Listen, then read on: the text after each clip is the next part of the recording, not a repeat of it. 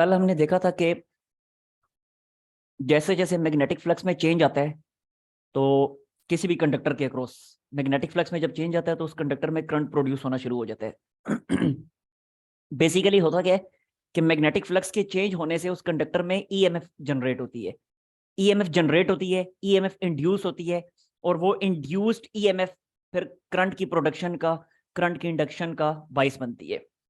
तो basically magnetic flux की change की वजह से ईएमएफ इंड्यूस होती है, और ईएमएफ के इंड्यूस होने से करंट प्रोड्यूस होता है। ठीक है। और फिर हमने ये भी देखा था, तीन फैक्टर्स कल मैंने आपको बताए थे कि जिन जिन पे ईएमएफ डिपेंड करती है, इंड्यूस्ड ईएमएफ जिन तीन फैक्टर्स पे डिपेंड करती है, वो कौन कौन से थे। एक था कि आप कितनी वेलोसिटी से आप कंडक्टर को मैग्नेटिक फील्ड के अक्रॉस मूव करवा रहे हैं। जितनी ज्यादा वेलोसिटी से मूव करवाएंगे उतनी ज्यादा ईएमएफ प्रोड्यूस होगी। दूसरा कि जो आप एक्सटर्नल मैग्नेटिक फील्ड जिसके अक्रॉस आपने कंडक्टर को मूव करवाना है, उस एक्सटर्नल मैग्नेटिक फील्ड का एम्पलीट्यूड उसका मैग्नीट्यूड कितना है। अगर एक्सटर्नल मैग्नेटिक फील्ड का मैग्नीट्यूड ज्यादा है तो ईएमएफ ज्यादा होगी। अगर एक्सटर्नल मैग्नेटिक फील्ड का मैग्नीट्यूड कम है तो ईएमएफ कम प्रोड्यूस होगी। तो दूसरी चीज मैग्नेटिक फील्ड के मैग्नीट्यूड पे डिपेंडेंस होती है इंड्यूस्ड ईएमएफ की। तीसरी चीज नंबर ऑफ टर्न्स, कि जो कंडक्टर आप मूव करवा रहे हैं, जो लूप आप मूव करवा रहे हैं, उस लूप के नंबर ऑफ टर्न्स कितने हैं। जितने नंबर ऑफ टर्न्स ज्यादा होंगे उतनी ईएमएफ भी ज्यादा प्रोड्यूस होगी। अब देखिएगा जरा, ये तीन फैक्टर्स हमने कल देखे थे। अब अगर गौर करें, कल वाले लेक्चर को एक दफा रिकॉल करें तो आपको पता चलेगा कि ये तीनों के तीनों फैक्टर्स जो हैं ये बेसिकली मैग्नेटिक फ्लक्स जो है वो इन तीन फैक्टर्स पे डिपेंड कर रहा होता है। मैग्नेटिक फ्लक्स का जो चेंज है वो इन तीन फैक्टर्स पे डिपेंड कर रहा होता है। जाहिर सी बात है, अगर मैं ज्यादा वेलोसिटी से मूव करवाना शुरू करता हूं कंडक्टर को मैग्नेटिक फील्ड के अक्रॉस, तो मैग्नेटिक फ्लक्स में वेरिएशन ज्यादा तेजी से आएगा। इसी तरह अगर ज्यादा magnetic field, external magnetic field का मैग्नीट्यूड ज्यादा है, तो ज्यादा मैग्नीट्यूड वाली मैग्नेटिक फील्ड के अक्रॉस अगर मैं कंडक्टर को मूव करवाता हूं तो डेफिनेटली मैग्नेटिक फ्लक्स में चेंज ज्यादा तेजी से आएगा। ऐसे ही है। फिर इसी तरह अगर नंबर ऑफ टर्न्स में ज्यादा ले लेता हूं कोयल के, तो जितने ज्यादा नंबर ऑफ टर्न्स होंगे उतनी मैग्नेटिक फ्लक्स में वेरिएशन तेजी से आएगी। तो इसका साफ मतलब क्या हुआ? इसका साफ मतलब ये हुआ कि असल में ये तीनों के तीनों फैक्टर्स जो हैं, ये चेंज इन मैग्नेटिक फ्लक्स जो है वो इन तीन फैक्टर्स पे डिपेंड करता है। ठीक हो गया?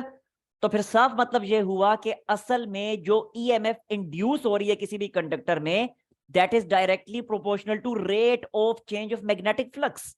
आगे समझ? तो इंड्यूस्ड ईएमएफ जो है किसी भी कंडक्टर के across, that is directly proportional to rate of change of magnetic flux. कि मैग्नेटिक फ्लक्स में अगर ज्यादा तेजी से चेंज आएगा तो ज्यादा ईएमएफ प्रोड्यूस होगी। मैग्नेटिक फ्लक्स में अगर चेंज आने की स्पीड अगर कम होगी तो कम ईएमएफ इंड्यूस होगी। ठीक है ना? ये तीनों फैक्टर्स असल में rate of change of magnetic flux को डिसाइड करवा रहे हैं।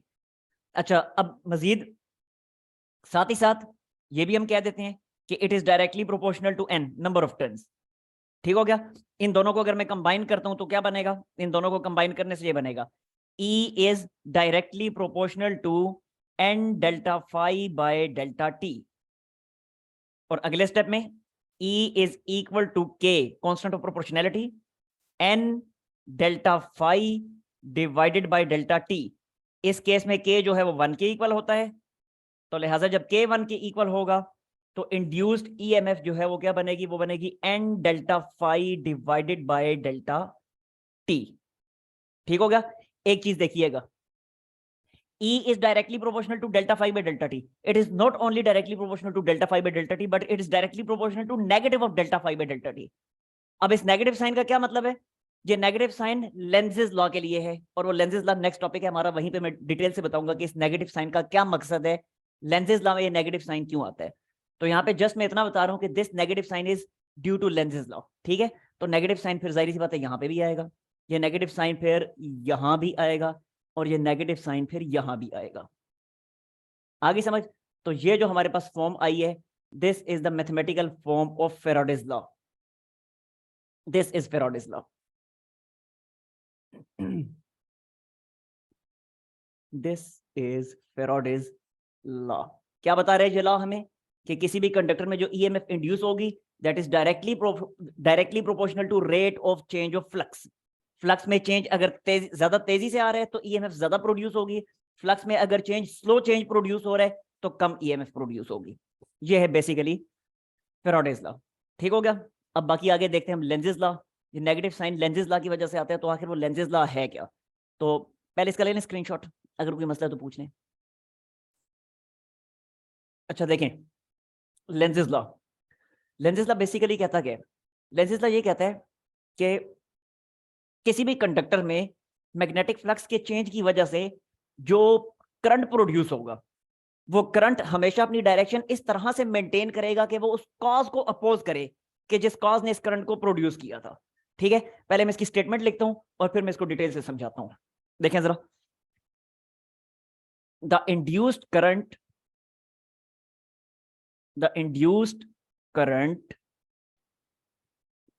in a conductor,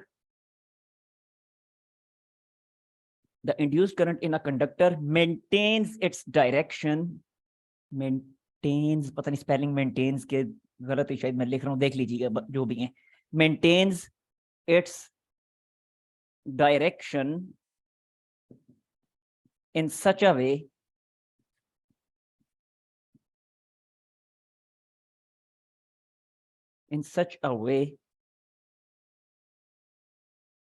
so that it opposes the cause,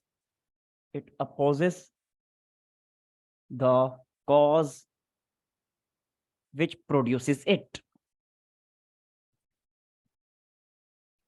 कि इंड्यूस्ड करंट जो है, किसी भी कंडक्टर में जो करंट इंड्यूस होगा, वो अपनी डायरेक्शन हमेशा इस तरह से मेंटेन करेगा कि वो उस कॉज को अपोज करे कि जिस कॉज ने इस करंट को प्रोड्यूस किया।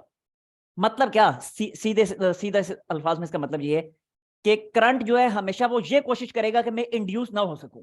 सिंपल, बिल्कुल इसी तरह इनर्शिया की तरह, जो आपने इनर्शिया पढ़ा था ना, कि अगर कोई बॉडी रेस्ट में है तो वो बॉडी ये चाहती है कि मैं रेस्ट में ही पड़ी रहूं, कोई मेरे साथ छेड़छाड़ ना करे। अगर मैं यूनिफॉर्म मोशन में हूं तो बॉडी ये चाहती है कि मैं यूनिफॉर्म मोशन में ही रहूं, कोई मेरे साथ छेड़छाड़ ना करे। अपनी स्टेट को बरकरार रखने की कोशिश करती थी वो बॉडी। बिल्कुल यहां भी यही है। करंट भी चाहता है कि मुझे कोई इंड्यूस ना करे, मैं आराम सुकून से पड़ा रहूं। यानी जो चार्जेस कंडक्टर के अंदर मौजूद हैं, वो अपनी स्टेट ऑफ रेस्ट को बरकरार रखना चाहते हैं। जरा चार्ज रेस्ट में तो करंट तो नहीं ना होगा, तो चार्जेस अपनी स्टेट ऑफ रेस्ट को बरकरार रखना चाहते हैं। वो चार्जेस चाहते हैं कि हमें कोई मूव ना करवाए, क्योंकि चार्जेस की मूवमेंट क्या होती है? करंट। तो करंट क्या चाहता है? करंट चाहता है कि मुझे कोई इंड्यूस ना करे, मींस के चार्जेस चाहती है कि हमें कोई मूव ना करवाए। आई समझ बात की? अब जरा देखिए, इस चीज को जरा डिटेल से देखते हैं कि आखिर ये ऐसा कैसे होता है। लाइक देखें, ये हमारे पास एक कंडक्टर है, एक कॉइल है, लाइक इस तरह से। ठीक हो गया? देखिएगा जरा, अब अगर एक मैग्नेट में लेता हूं और इस मैग्नेट को इस कॉइल के करीब लाने की मैं कोशिश करता हूं। सपोज करें ये मैग्नेट का नॉर्थ पोल है, ये मैग्नेट का साउथ पोल है। अब अगर इस मैग्नेट को मैं इस डायरेक्शन में मूव करवाने की कोशिश करता हूं तो क्या होगा? इस कॉइल के अक्रॉस मैग्नेटिक फ्लक्स इंक्रीज होना शुरू हो जाएगा। जैसे ही कॉइल के अक्रॉस मैग्नेटिक फ्लक्स इंक्रीज होना शुरू होगा, फौरन से कॉइल में करंट प्रोड्यूस होना शुरू हो जाएगा। क्योंकि काफी डिटेल से अभी तक हम कल से ये देख चुके हैं कि जब भी मैग्नेटिक फ्लक्स चेंज होता है किसी भी कंडक्टर के अक्रॉस, कंडक्टर में करंट प्रोड्यूस होना शुरू हो जाता है। तो लिहाजा जब मैग्नेट इसके करीब आना शुरू होगा तो कॉइल के अक्रॉस मैग्नेटिक फ्लक्स में इंक्रीज आना शुरू हो गए। नतीजा क्या होगा? कॉइल में करंट प्रोड्यूस होना शुरू हो जाएगा। अब लेंजेस लॉ के मुताबिक ये जो करंट इसमें प्रोड्यूस होगा, वो करंट अपनी डायरेक्शन इस तरह से मेंटेन करेगा कि वो उस कॉज को अपोज कर सके कि जिस कॉज ने इस करंट को प्रोड्यूस किया है। अब यहां पे करंट की प्रोडक्शन की कॉज क्या है? यहां पे करंट के प्रोड्यूस होने की कॉज है मैग्नेट का कॉइल की तरफ मूव करना। तो अब अगर करंट ने कॉज को अपोज करना है तो इसका मतलब यह होगा कि कॉइल की कोशिश होगी कि मैग्नेट मेरे करीब ना आए, बल्कि मुझसे अवे रहे, मुझसे दूर रहे। तो मैग्नेट को अपने से दूर रखने के लिए कॉइल करेगा क्या? कॉइल ये करेगा कि इस साइड पे, मैग्नेट वाली साइड पे बना देगा नॉर्थ पोल, और जो दूसरा एंड है ऑटोमेटिकली वो क्या बन जाएगा? वो बन जाएगा साउथ पोल। आई समझ? क्योंकि जाहिर है कॉइल में से जब करंट फ्लो करेगा तो कॉइल मैग्नेट की तरह बिहेव करेगा ना। पिछले चैप्टर में हम डिटेल से देख चुके हैं इस चीज को।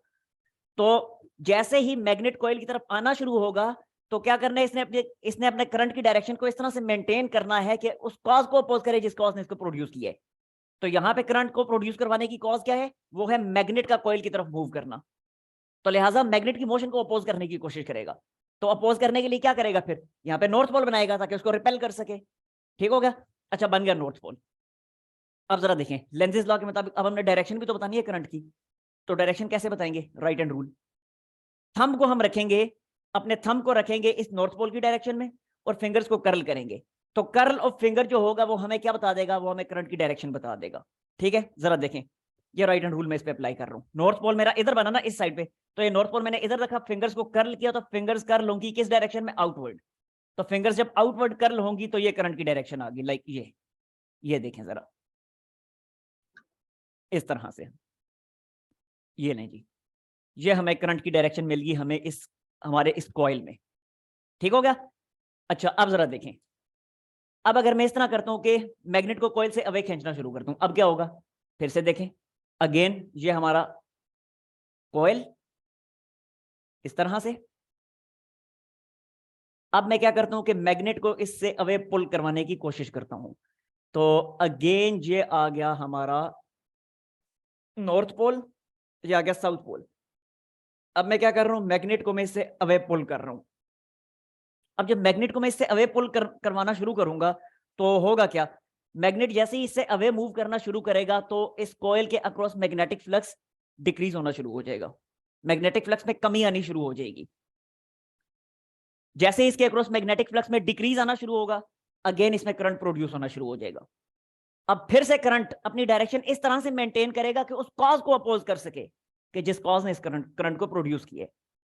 अब करंट को प्रोड्यूस करवाने की कॉज क्या है, अब करंट को प्रोड्यूस करवाने की कॉज है मैग्नेट का कॉइल से अवे मूव करना। तो होगा क्या, फिर कॉइल क्या करेगा, कॉइल करंट की डायरेक्शन ऐसे मेंटेन करेगा कि उसको वापस पुल कर सके, वापस आ जाओ भाई किधर जा रहे हो। क्योंकि करंट की क्या कोशिश है कि मुझे कोई इंड्यूस ना करे, चार्जेस की कोशिश है, चार्जेस की कोशिश है कि हम रेस्ट पे ही पड़े रहें। ठीक हो गया, तो अब उस मकसद के लिए क्या करना है, उसने ये करना है कि मैग्नेट को वापस अपनी तरफ पुल करना है। तो पुल करवाने के लिए अब इस एंड पे क्या बनाएगा, अब इस एंड पे ये कॉइल बना लेगा साउथ पोल, तो ऑटोमेटिकली दूसरे एंड पे क्या बनेगा, दूसरे एंड पे बनेगा नॉर्थ पोल। आगे समझ बात की। अब करंट की डायरेक्शन हमने देख ली है, तो करंट की डायरेक्शन के लिए अगेन अप्लाई करें right hand rule. For that purpose आपका थंब किधर होना चाहिए, नॉर्थ पोल की डायरेक्शन में। ये नॉर्थ पोल की डायरेक्शन में थंब ले आया। अब फिंगर्स को कर्ल करूंगा मैं ऐसे इनवर्ड द बोर्ड, तो फिंगर्स जब इनवर्ड द बोर्ड रहा होंगी तो कर्ल होंगी, तो अब करंट की ये डायरेक्शन होगी इस तरह से, ये इस तरह, यहां से इधर, यहां से इधर, यहां से इधर। ठीक हो गया, तो इस तरीके से लेंजेस लॉ के मुताबिक हम करंट की डायरेक्शन फाइंड कर सकते हैं किसी भी कंडक्टर में। यस, अब मुझे बताएं कोई मसला इसमें, यस एनी प्रॉब्लम। देखें अब नेक्स्ट टॉपिक है Lenz's law and conservation of energy, वही लेंजेस लॉ ही चल रहा है बेसिकली। तो अब लेंजेस लॉ जो है ये basically law of conservation of energy की ही एक स्टेटमेंट है। अब ये समझाने के लिए मैं आप लोगों से एक सवाल पूछता हूँ, ये मुझसे हमारे टीचर ने पूछा था एफएससी में।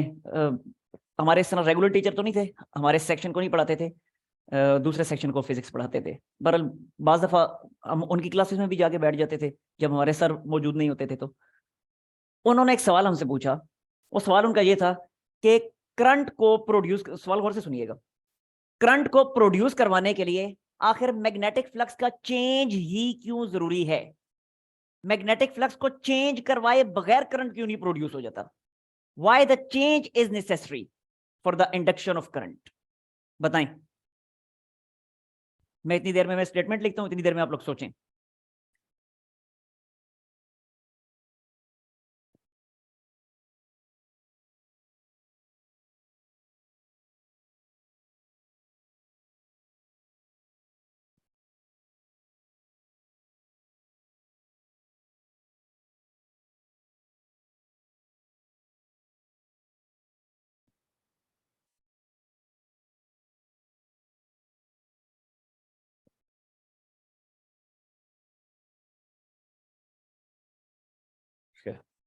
देखिए आपके सामने मैंने लव कंजर्वेशन ऑफ एनर्जी की स्टेटमेंट लिखी है। इसमें क्या बताया है, पता है आपको, वही 9th क्लास से आप लोगों ने याद की है, energy can not be created not be destroyed, energy can not be created, इस फिक्रे पे गौर करें। Energy can not be created, energy को क्रिएट नहीं किया जा सकता, लेकिन क्या किया जा सकता है, एक फॉर्म से दूसरी फॉर्म में कन्वर्ट किया जा सकता है। तो भाई जब एनर्जी को क्रिएट ही नहीं किया जा सकता, तो अब मुझे बताएं कि अगर मैग्नेटिक फ्लक्स में चेंज प्रोड्यूस ना हो, पहले तो इस चीज पे गौर करें ना कि मैग्नेटिक फ्लक्स में चेंज प्रोड्यूस होती किस वजह से है। क्या मैग्नेटिक फ्लक्स में चेंज खुद ब खुद प्रोड्यूस होता है, या हमें बाहर से कोई एनर्जी सप्लाई करनी पड़ती है मैग्नेटिक फ्लक्स को चेंज करवाने के लिए? डेफिनेटली हमें एनर्जी प्रोवाइड करनी पड़ती है। अभी एक्सपेरिमेंट्स हमने अभी एक एक्सपेरिमेंट देखा, इसी तरह के 3-4 कल एक्सपेरिमेंट्स देखे थे। हर एक्सपेरिमेंट में हमने देखा कि मैग्नेटिक फ्लक्स को चेंज करवाने के लिए हमें बाहर से एनर्जी सप्लाई करनी पड़ती है। कभी हमें मैग्नेट को मूव करवाना पड़ता है, मूव करवाने के लिए एनर्जी हम अप्लाई कर रहे हैं ना, हम एनर्जी उसको डिलीवर कर रहे हैं। तो कभी मैग्नेट को मूव करवाना पड़ रहा है, कभी कॉइल को मूव करवाना पड़ रहा है, कभी कॉइल को रोटेट करवाना पड़ रहा है। तो हर केस में हमें बाहर से एनर्जी प्रोवाइड करनी पड़ रही है। जब तक हम एनर्जी प्रोवाइड नहीं करेंगे तो मैग्नेटिक फ्लक्स में चेंज प्रोड्यूस नहीं होगी। तो मैग्नेटिक फ्लक्स में चेंज प्रोड्यूस करवाने के लिए एनर्जी हमें प्रोवाइड करनी पड़ रही है। हम जो एनर्जी प्रोवाइड करते हैं मैग्नेटिक फ्लक्स को चेंज करवाने के लिए, वही एनर्जी तो है जो इलेक्ट्रिकल एनर्जी में कन्वर्ट हो जाती है। और इलेक्ट्रिकल एनर्जी कैसे प्रोड्यूस होती है इस केस में? हमारी ही दी हुई एनर्जी इलेक्ट्रिकल एनर्जी में कन्वर्ट हो रही है। इलेक्ट्रिकल एनर्जी प्रोड्यूस नहीं हो रही इस केस में, बल्कि किसी दूसरी सोर्स ऑफ एनर्जी से इलेक्ट्रिकल एनर्जी बन रही है। समझ आई बात की? अब तो ये चीज यहां पे होती है। तो अब जरा देखें, लेंजेस लॉ भी तो यही कहता है। लेंजेस लॉ क्या कह रहा था, अभी हमने देखा, स्टेटमेंट मिटा दी उसकी, इससे पहले हम देख चुके हैं। क्या कहता है लेंजेस लॉ? कि करंट हमेशा अपनी डायरेक्शन ऐसे मेंटेन करेगा कि उस कॉज को अपोज कर सके कि जिस कॉज ने इस करंट को प्रोड्यूस किया है। तो देखें, कॉज को जब उसने अपोज करवाना है, जब कॉज को अपोज करवाना है, तो फिर उस ऑपोजिशन को ओवरकम करने के लिए हमें एनर्जी प्रोवाइड करनी पड़ेगी या नहीं करनी पड़ेगी? यही तो लेंजेस लॉ भी कह रहे हैं। आगे समझ बात की? तो अकॉर्डिंग टू लेंजेस लॉ क्या लिखेंगे अब? According to Lenz's law, energy, ये आपके सामने मैंने लिख दिया, आप मुझे बताएं अब इसमें समझने में आपको कोई मसला? अब इसका भी जवाब आप लोगों को मिल चुका है कि आखिर चेंज ऑफ फ्लक्स ही क्यों जरूरी है। क्योंकि फ्लक्स में चेंज प्रोड्यूस करवाने के लिए हमें बाहर से मैकेनिकल एनर्जी प्रोवाइड करनी पड़ती है, और वही मैकेनिकल एनर्जी असल में इलेक्ट्रिकल एनर्जी में कन्वर्ट होती है।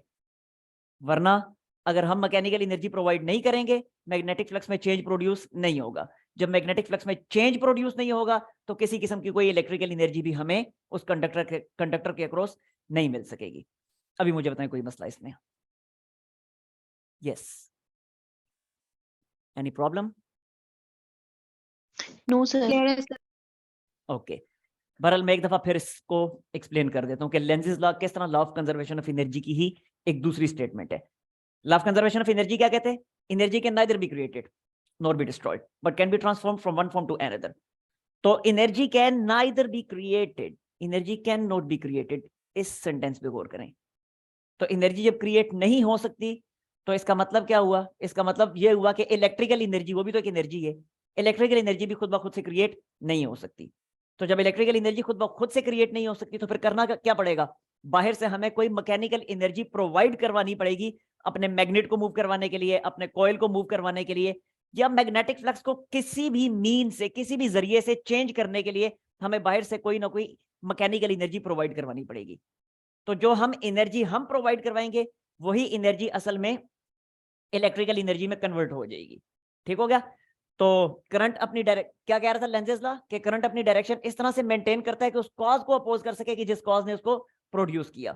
तो जब उसने उसको अपोज करना है तो उस ऑपोजिशन को ओवरकम करने के लिए, वो जो ऑपोजिशन है उस ऑपोजिशन को ओवरकम करने के लिए, उस ऑपोजिशन को ओवरकम करने के लिए हमें बाहर से किसी एक्सटर्नल सोर्स से मैकेनिकल एनर्जी प्रोवाइड करनी पड़ेगी, और यही मैकेनिकल एनर्जी असल में फिर आगे चल के इलेक्ट्रिकल एनर्जी में कन्वर्ट हो जाएगी। ठीक हो गया? अभी इसका ले लें स्क्रीनशॉट, कोई मसला है तो पूछ लें। देखिए 14.1 एग्जांपल है, कहता है what eight what rate would it be necessary for a single conductor to cut the flux in order that a current of 1.2 milliampere flows through it when 10 ohm resistor is connected across its ends? क्या find करना हमने find करना है at what rate would it be necessary for single conductor to cut the flux यानी rate of change of flux हमने find करना है, ठीक है। क्या फाइंड करना है? Rate of change of flux, यानी delta phi by delta T हमने फाइंड करना है कि फ्लक्स कितनी तेजी से चेंज हो रहा है, ये चीज हमें फाइंड करने का कहा जा रहा है। अब ये हम कैसे फाइंड करेंगे?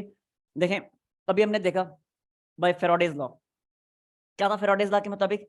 Induce EMF is equal to N delta phi by delta t. Negative sign भी था, नेगेटिव साइन भी था, लेकिन negative sign just Lenz's law की वजह से था, और लेंजेस लॉ भी डिटेल से हम देख चुके हैं। ईएमएफ की सिर्फ मैग्नीट्यूड के साथ हम इंटरेस्टेड है, नेगेटिव साइन मैंने नहीं लिखा। अब जरा देखें, यहां से delta phi by delta t find करने के लिए मुझे क्या क्या चाहिए? इंड्यूस्ड ईएमएफ और नंबर ऑफ टर्न्स। अब नंबर ऑफ टर्न्स इसने बताया हमें, at what rate it would it be necessary for a single conductor. तो इसका क्या मतलब है? नंबर ऑफ टर्न्स की वैल्यू क्या होगी इस केस में? 1। इंड्यूस्ड ईएमएफ हमें नहीं पता, वो फाइंड करनी पड़ेगी, वो फाइंड कर लेते हैं ना, कौन सी इसमें बड़ी बात है।